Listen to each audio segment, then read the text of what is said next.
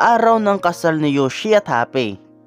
Naroon na sila sa loob ng simbahan at halos lahat ng taong naroon ay may ngiti sa mga labi maliban lamang kay Terence. Ilang araw niya itong hindi nakita.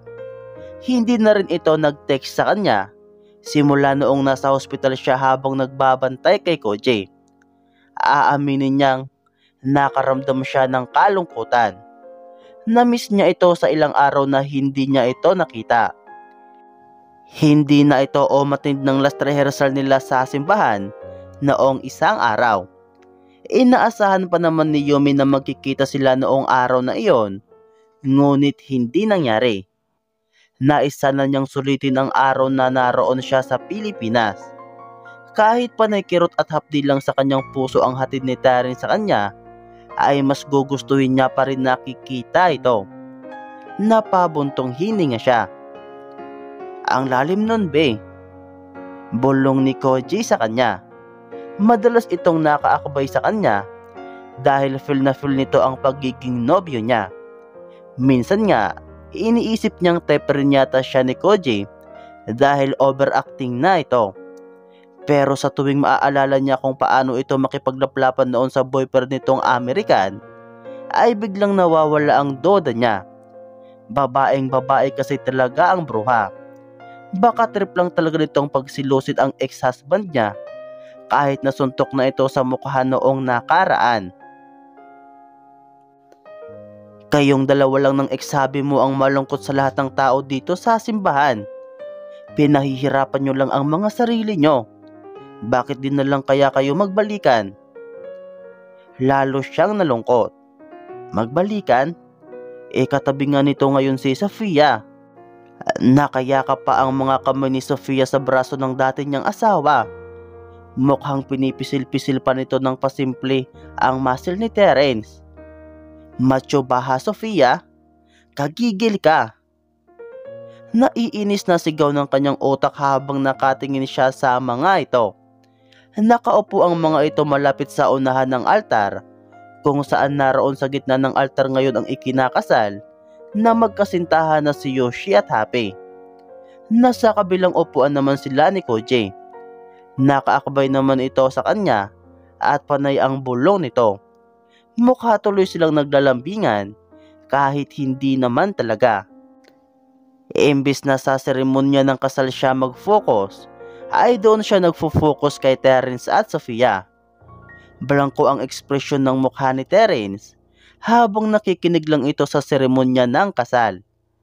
Mahalatang wala sa mood ang dating asawa niya.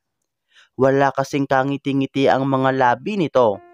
Mula pa kanina nang dumating ito sa simbahan, ay hindi pa ito ngumingiti kahit isang bisis man lang. Wala pa rin itong kinakausap maliban yata kay Sofia. Parang tinatamad ito at napilitan lang umatid ng kasal ni Yoshi at Happy. Muli siyang napabuntong hininga. Matunaw na yan, be. Balikan mo na kasi. Wala na kong babalikan, be. Mahina niyang sagot kay Koji. Bago siya napayo ko. Tinigilan na niya ang pagsulyap kay Terence at Sofia dahil pinahihirapan niya lang ang kawawang puso niya. Paano mo naman nasabi? Girlfriend pa lang naman niya. Ayokong makasira ng relasyon. Isa pa, babalik na rin naman ako sa Japan sa isang araw. Sinusulit ko lang yung pagkakataon na nakikita ko pa siya. Malungkot siyang ngumiti. Nalungkot tuloy ang kaibigan niya at niyakap siya nito sa kanyang ulo. Hinalikan pa ni Koji ang gilid ng kanyang noo. Wala siyang kamalay-malay na nakatingin sa kanila si Terence. Kung nakakamatay lang ang matalim nitong tingin, ay baka bumulagta na silang dalawa ni Koji ngayon. Napapakuyom ang kamay nito ngunit pinipilit nitong pakalmahin ang sarili upang hindi makagawa ng eksena. Nag-iwas na lang ito ng tingin sa kanila ni Koji. So sad naman, be. Sa bagay, kung love ka talaga ng ex mong yan, makikipagbalikan yan sa'yo noon pa man. Parang may kutsilyong humiwa sa kanyang puso dahil sa sinabi ni Koji. Oo nga naman, kung mahal talaga siya ni Terence, ay paniguradong susundan siya nito sa Japan. Ngunit hinayaan lang siya nitong mawala at hindi siya sinubukang habulin man lang. Nagpalakpakan na ang mga tao at sabay-sabay tumayo. Tapos na pala ang kasal ni Yoshi at Happy. Hindi nila napansin dahil sa kanilang pinag-uusapan. Dahan-dahan siyang tumayo upang makipagpalakpakan na rin sa mga tao. Naghahalikan sa harapan ang bagong kasal. Kapwa walang mapaglagyan ang kaligayahan na nararamdaman.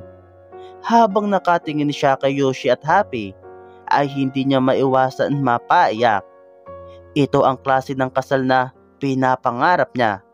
Ito ang kasal na hindi man lang ipinaranas sa kanya ni Terence noon.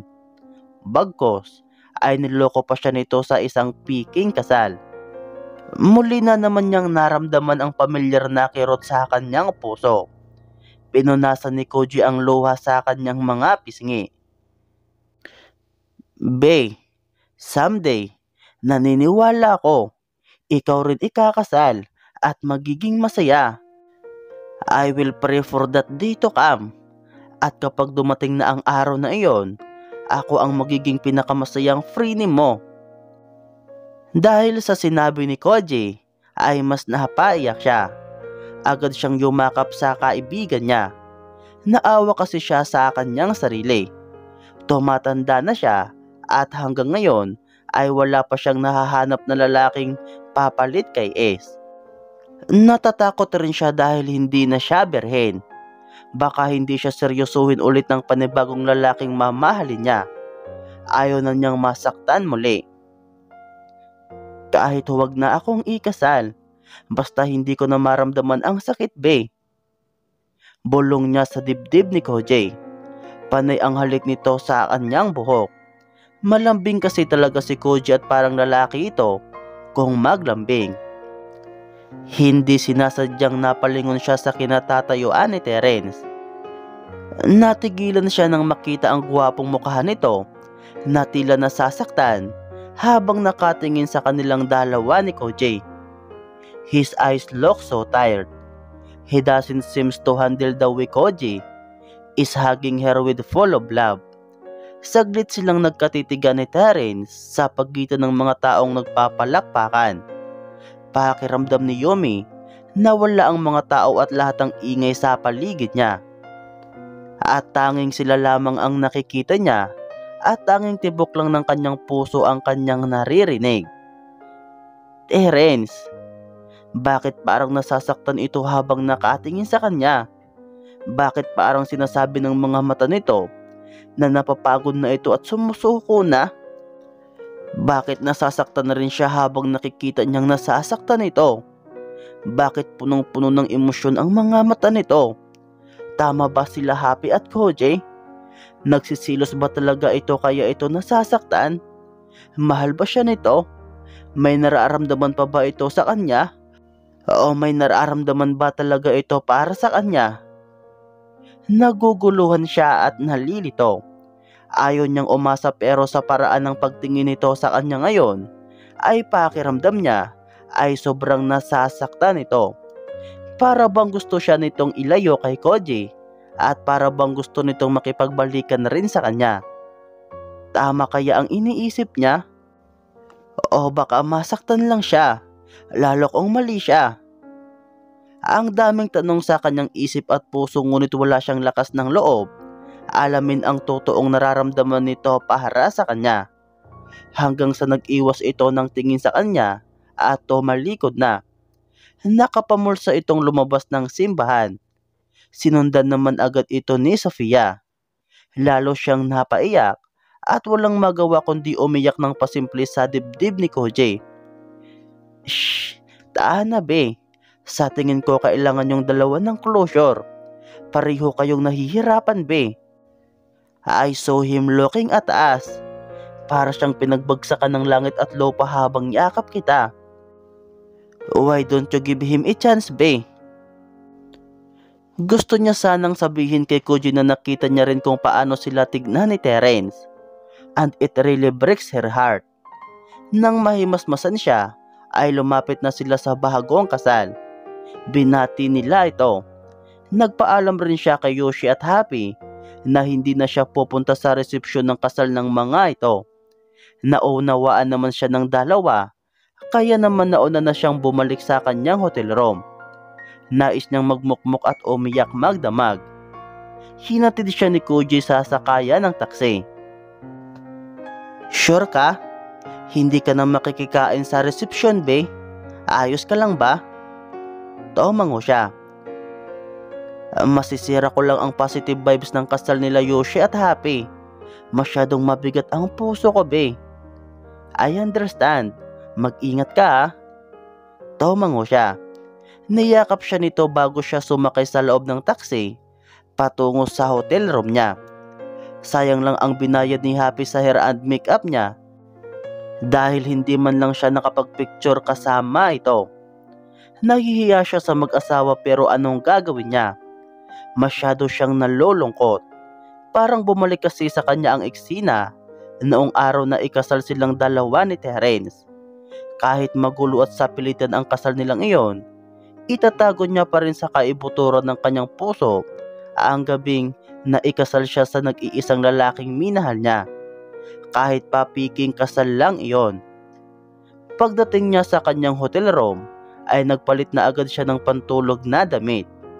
Naghilamos agad siya at nagsipilyo dahil kumalat na ang makeup niya. Kulot-kulot pa rin ang kanyang mahabang buhok, kaya tinali niya iyon ng ponytail style. Panay pa rin ang iyak niya nang makahiga siya sa kanyang kama. Hindi pa man siya nakakahiga ng matagal sa kama niya, ay narinig na niyang tumunog ang doorbell ng hotel room niya. Nagtaka siya kung sino kaya ang bibisita sa kanya. Imposible namang si Yoshi at Happy iyon dahil nasa resepsyon ito ng kasal. Lalong-lalo na si Koji dahil naroon rin ito. Muling tumunog ang doorbell, kaya napilitan siyang bumangon sa kanyang kama. Hindi na siya nag-abalang ayusin ang sarili niya dahil wala siya sa kanyang sarili. Nagsuot lamang siya ng manipis na pantulog na damit. Nakasuot naman siya ng bra ngunit masikip iyon sa kanya, kaya halos hindi makahinga ang malulusog niyang dibdib na para bang naiipit at nag-uumapaw. Terence. Nanlaki ang kanyang mga mata nang makita niya si Terence sa harap ng pintuan pagkabukas niya niyon. "Bear?"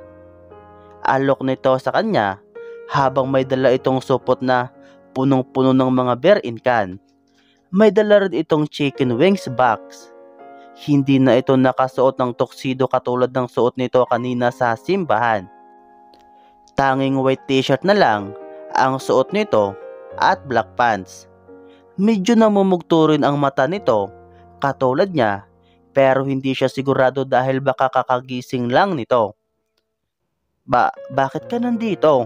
Anong ginagawa mo dito?" "Alam kong broken-hearted ka sa kasal ni Yoshi. I'm here for you. Inom mo na lang yan." Napanganga siya sa sinabi nito. Hindi na siya nakapagprotesta nang dire-diretso na itong pumasok sa loob ng hotel room niya. Tika, ano bang sinasabi? Your fake boyfriend Koji is gay, right?" Napanganga siya lalo sa sinabi nito. Paano mo nalaman?" "Halatay." Ngumiti ito ng malungkot bago nito binuksan ang isang bear. Nilagok nito ang bear bago ito tumingin sa kanya. Napaalunok siya. "Pinagsisilos niyo yung kapatid niya, tama ba?" "Ha? You still love him?" "Ha? Sino?" Lumagok muna ito ng bear bago ito umupo sa sofa niya. "Yoshi." Mahinang bigkas nito sa pangalan ni Yoshi. Natigilan siya sa sinabi nito. All this time, iniisip pa nito na mahal pa rin niya si Yoshi. Muntik na niyang makalimutan na sinabi nga pala niya iyon kay Terence na si Yoshi ang mahal niya. Wala tuloy siyang masabi. Umupo na lang siya sa tabi nito. medyo may space lang ng kaunti dahil nahihiya siya. Kaya ka nandito para damayan ako? Tumingin nito sa kanya. Para bang pagod ito at sobrang lungkot. Yeah, ano ba kasing ginawa mo? In 2 years, bakit hindi naging kayo? Bakit naunahan ka pa ng kapatid ko? Mas maganda ka naman sa kapatid ko ah. At akala ko ba patay na patay sa'yo si Yoshi? What happened? You can tell me, makikinig ako sa'yo. Palakas ng palakas ang tibok ng kanyang puso habang pinakikinggan ang mga sinasabi ni Terence. Tika, sinabihan ba siya nito na maganda siya? Namula tuloy ang kanyang mga pisngi. Hindi mo naiintindihan, Terence. Saglit itong tumingin sa kanya bago ito tumingala at isandal sa sandalan ng sofa ang ulo nito. Para bang malalim ang iniisip nito. Naiintindihan kita, kaya nga pinalaya kita. But I think you failed. Naunahan ka pa ng kapatid ko. Malungkot itong ngumiti bago ito muling nagbukas ng isa pang beer-in can at nilagok iyon. Terence. Napakagatlabi siya upang pigilan ng kanyang sarili na mapahigpi. Napatingin naman ito sa kanya. Don't bite your lips, Yumi. Namumula na. Kiss me. Tila hindi nito naunawaan ang sinabi niya dahil napangangalang ito. Lakas loob siyang kumandong sa kandungan nito. Halatang nagulat ito sa ginawa niya, ngunit napahawak naman agad ito sa magkabilang bewang niya. No, don't just kiss me. Make love to me non-stop tonight. Seryosong request niya kay Terence na ikinagulat nito ng husto. Nanlaki ang mata ni Terence nang siya mismo ang humalik sa labi nito. Hey Yumi. Napakurap si Yumi dahil sa pagpitik ni Terence sa harap niya. What happened? Ini-imagine niya lang pala ang nangyari. Akala pa naman niya ay totoo na naghahalikan sila ngayon. Sabi ko huwag mong kagatin ang lips mo. Natulala ka na dyan? Napatayo siya at kumuha sa isang beer-in can. Kaya naman pala hindi niya maramdaman ang lips ni Terence dahil imagination niya lang pala iyon. Non-stop pa siyang sinasabi sa imahinasyon niya. My gosh! Nilaklak niya ang beer dahil nahihibang na yata siya. May naisip lang ako. Tumayo na rin si Terence at tumitig sa kanya. Napapalunok tuloy siya. Huwag mo na yun isipin. Kasal na yon at bawal ka na magmahal sa taong pagmamay-ari na ng iba. Pinitik ni Terence ang ilong niya at pinisil ang pisngi niya. Okay. Ngumiti ito ngunit hindi umabot sa mga mata. Believe it or not, pinagdasal ko na sana maging masaya kayo ni Yoshi. Napatitig siya sa gwapong mukha ni Terence. Punong-puno ng emosyon ang mga mata nito. Namumula rin iyon at parang gusto nitong umiyak sa harap niya. Ngayon niya lang nakita ang emosyon na iyon. Para bang pagod na itong masaktan. Malungkot ako para sa'yo. I hope you'll be happy someday dito. Anyway, I got to go. Nagiging emosyonal na ako eh. Dinaan nito sa biro ang nararamdaman. Napatingala pa ito saglit upang pigilan ang pagpatak ng luha nito. Get some rest at huwag ka masyadong umiyak. Namamagana ang mga mata mo eh. Hinaplos ni Terence ang kanyang mga mata kaya napapikit siya. I'm going now. Paalam ni Terence habang napakapikit siya. Naalarma siya kaya napayakap siya sa binata. Huwag kang umalis, Terence. Sophia is waiting for me. Nagpaalam lang ako sa kanya na pupuntahan kita saglit. Unti-unti siyang napahiwalay kay Terence. Mahal mo na ba si Sophia? Garalgal na boses na tanong niya. Hindi ito sumagot. Yumuko ito at parang nalungkot. She loved me. Mahinang sambit nito. Pero ikaw, mahal mo na ba siya? Tumutulo na ang kanyang luha. Pinunasan ni Terence ang luha niya. Pinagdikit nito ang kanilang mga noo. How can I love her if you already took away my heart? Ibig sabihin minahal mo ako noon? Umiiyak na tanong niya. Tinitigan siya nito ng buong pagmamahal. Kung alam mo lang. Anyway, I have to go. He kissed her forehead bago ito tumalikod sa kanya. No, dito ka lang. Terence, sa akin ka lang. Magbalik ka na tayo, please. Pwede ba? Pwede bang tayo na lang ulit? Pwede bang sa akin ka na lang ulit? Sigaw ng isip niya. How she wished. Nasabi at natanong niya lahat ng iyon. Pero hindi. Nanatili lang siyang nakatayo roon. Hinayaan niya lang itong makalabas ng hotel room niya.